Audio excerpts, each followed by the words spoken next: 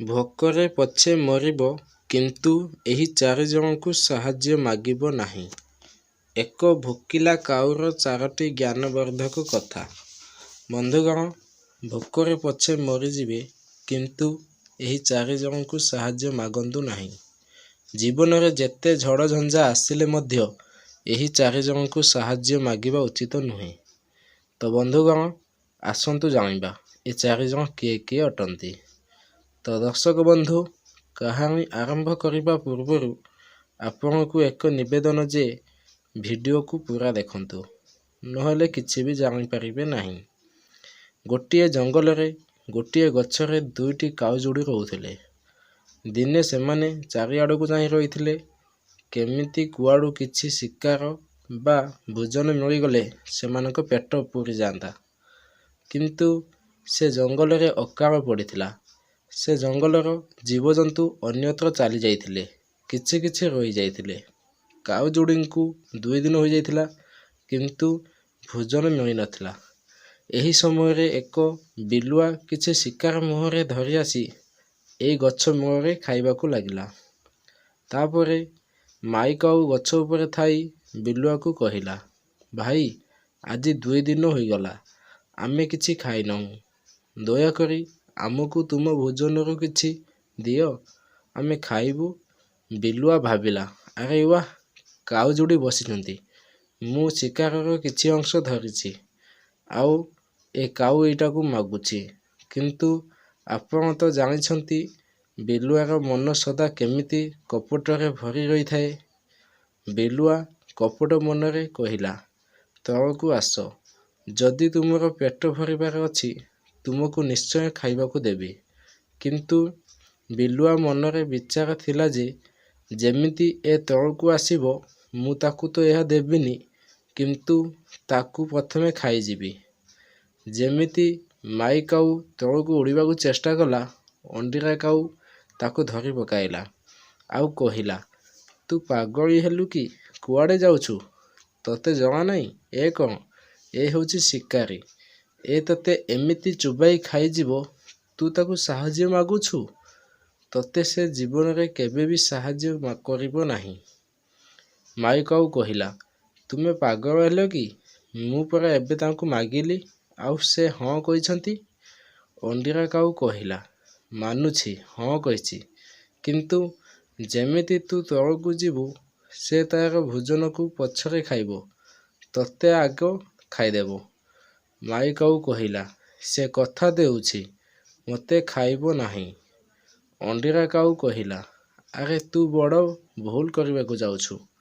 ଯେମିତି କିଛିଦିନ ତଳେ ଗୋଟିଏ ଶୁଆସାରି ଯୋଡ଼ି କରିଥିଲେ, ଶୁଣ, ଆଜି ସେଇଟା ମୁଁ କହୁଛି। ତାପରେ ଅଣ୍ଡିରା କାଉ ମାଈ କାଉକୁ ଶୁଆସାରିଙ୍କ କଥା କହିଲା। ଗୋଟିଏ ବରଗଛରେ ଏକ ଶୁଆସାରି ଯୋଡ଼ି ରହୁଥିଲେ। ସେଇ ବରଗଛର ଗୋଟିଏ କୋରଡ଼ରେ ଗୋଟିଏ ସର୍ପ ରହୁଥିଲା। ସେଇ ସର୍ପ ଏତେ ଦୁଷ୍ଟ ଏବଂ ଅତ୍ୟାଚାରୀ ଥିଲା ଯେ ଯେତେବେଳେ ସେଇ ସାରି ଅଣ୍ଡା ଦେଇ ତାକୁ ଉଷୁମ କରି ଛୁଆ ବାହାର କରୁଥିଲା, ସେତେବେଳେ ସେଇ ସର୍ପଟି ସବୁ ଛୁଆଙ୍କୁ ଖାଇଯାଉଥିଲା। କିନ୍ତୁ ନିରୀହ ଶୁଆସାରି କିଛି ବି କରିପାରୁ ନଥିଲେ। ଥରେ ହେଲା, 2 ଥର ହେଲା, 3 ଥର ହେଲା, ଏମିତି ବାରମ୍ବାର ହେଲା। ଯେତେବେଳେ ସାରି ଅଣ୍ଡାରୁ ଛୁଆ ଫୁଟାଉଥିଲା, ସର୍ପ ଖାଇଯାଉଥିଲା। ବନ୍ଧୁଗଣ, ଆପଣ ତ ଜାଣନ୍ତି ମାଆର ମମତା କେମିତି। ସାରି ବହୁତ କାନ୍ଦିଲା। କ'ଣ କରିବେ, ସେମାନେ କିଛି କରିପାରୁ ନଥିଲେ। ଦିନେ ସାରି ବହୁତ କାନ୍ଦୁଥିଲା। ଏହି ସମୟରେ ଏକ ବଗପକ୍ଷୀ ତା ପାଖକୁ ଆସିଲା, ଆଉ ପଚାରିଲା, ତୁ କାହିଁକି କାନ୍ଦୁଛୁ? ସାରି ତାର ସବୁ କଥା କାନ୍ଦି କାନ୍ଦି କହିଲା। ବଗପକ୍ଷୀ କହିଲା, ଆରେ କାନ୍ଦିଲେ ସବୁ ସମସ୍ୟାର ସମାଧାନ ହେବ ନାହିଁ, ଏଥିପାଇଁ ବୁଦ୍ଧିର ଆବଶ୍ୟକ। ଏହି ସର୍ପକୁ ଏଠାରେ ରହିବାକୁ ଦିଆ ନଗଲେ କେମିତି ହେବ? ସାରି କହିଲା, ଭଲ ହେବ। ତାପରେ ବଗ କହିଲା, ଚାଲ, ଆମେ ଏ ପାଖରେ ଥିବା ଛୋଟ ପୋଖରୀରୁ ମାଛ ଆଣିବା। ସାରି କହିଲା, ଆମେ ତ ମାଛ ଖାଇ ନଥାଉ। ବଗ କହିଲା, ନ ଖାଇଲେ କ'ଣ ହେଲା, ଆଣି ତ ପାରିବ। ଶୁଆସାରି ହଁ କହିଲେ। ପାଖର କ୍ଷେତରେ ଏକ ନେଉଳ ରହୁଥିଲା। ବଗ, ଶୁଆଶାରୀ 3 ଜଣ ମିଶି ଛୋଟ ପୋଖରୀରୁ 3ଟି ମାଛ ଆଣିଲେ ଏବଂ ଗୋଟିଏ ମାଛକୁ ନେଉଳ ରହୁଥିବା ଗାତ ପାଖରେ ରଖିଦେଲା, ଦ୍ୱିତୀୟ ମାଛକୁ ଆଉ କିଛି ଦୂରରେ ଏବଂ ତୃତୀୟ ଗୋଟିଏ ମାଛକୁ ସର୍ପ ରହୁଥିବା ଗଛ ତଳେ ରଖିଦେଲେ। କିଛି ସମୟ ପରେ ନେଉଳ ଗାତରୁ ବାହାରିଲା। ଦେଖିଲା ଗାତ ମୁହଁରେ ମାଛ ପଡ଼ିଛି। ବହୁତ ଖୁସି ହୋଇଗଲା। ଭାବିଲା, ଭଗବାନ ଆଜି ମୋତେ ଘରେ ହିଁ ଭୋଜନ ଦେଇଦେଲେ। ତାକୁ ଖାଇନେଲା। ଆଉ କିଛି ଦୂର ଗଲା ପରେ ଦେଖିଲା ଆଉ ଗୋଟିଏ ମାଛ ପଡ଼ିଛି। ତାକୁ ବି ଖାଇନେଲା। ଏମିତି ଯାଉ ଯାଉ ସର୍ପ ରହୁଥିବା ଗଛ ତଳକୁ ଗଲା। ସେଠି ବି ମାଛ ପଡ଼ିଛି। ତାକୁ ବି ଖାଇନେଲା ଏବଂ ଭାବିଲା, ଆଜି ମୋତେ ଏମିତି ଗୋଟିଏ ଗୋଟିଏ କରି କ୍ରମରେ ମାଛ ମିଳିଲା। ଆଉ ମୁଁ ଆଜି ଏଇ ଗଛ ତଳେ ପହଞ୍ଚିଛି। ତା ଆଖିରେ ସେଇ ସର୍ପର କୁରଡ଼ ଦେଖାଗଲା। ସେ ଭାବିଲା, ଗଛ କୁରଡ଼ରେ ନିଶ୍ଚୟ କିଛି ଅଛି। ଏହି ସମୟରେ ବଗ ଓ ଶୁଆଶାରୀ ଗଛରେ ବସି ସବୁ ଦେଖୁଥିଲେ। ନେଉଳ କୁରଡ଼ ଭିତରକୁ ଦେଖିଲା ତ ସେଇଠି ଏକ ସର୍ପ ଶୋଇଛି। ନେଉଳ ଆଉ ସାପର ଶତ୍ରୁତା ବହୁତ। ତାପରେ ସର୍ପ ଓ ନେଉଳ ମଧ୍ୟରେ ଲଢ଼େଇ ହେଲା। ଲଢ଼ି ଲଢ଼ି ଶେଷରେ ନେଉଳ ସର୍ପକୁ ମାରିଦେଲା। ସାପକୁ ମାରି ଯେତେବେଳେ ନେଉଳ ବାହାରକୁ ରକ୍ତାକ୍ତ ଅବସ୍ଥାରେ ଆସିଲା, ଏହା ଦେଖି ଶୁଆଶାରୀ ବହୁତ ଖୁସି ହୋଇଗଲେ ଆଉ କହିଲେ, ନେଉଳ ଭାଇ, ତୁମକୁ ହୃଦୟରୁ ଧନ୍ୟବାଦ। ତୁମେ ଦୀର୍ଘାୟୁ ହୁଅ ଭାଇ। ନେଉଳ ପଚାରିଲା, କିଏ ତୁମେମାନେ? ଶାରୀ କହିଲା, ଆମେ ଶୁଆଶାରୀ। ନେଉଳ ଜାଣିବାକୁ ପାଇଲା ଯେ ଏଇମାନେ ହିଁ ଏଠାକୁ ତାକୁ ଆଣିଛନ୍ତି। ଶୁଆଶାରୀ ବାରମ୍ବାର କହୁଥାନ୍ତି, ତୁମକୁ ହୃଦୟରୁ ବହୁତ ବହୁତ ଧନ୍ୟବାଦ। ନେଉଳ କହିଲା, ଉପରୁ ଖାଲି ଧନ୍ୟବାଦ କହିବ ନା ତଳକୁ ବି ଆସିବ? ଏହା ଶୁଣି ଶାରୀ ଯେତେବେଳେ ତଳକୁ ଉଡ଼ି ଆସି ନେଉଳ ପାଖରେ ବସିଲା, ନେଉଳ ଶାରୀକୁ ବି ମାରି ପକାଇଲା।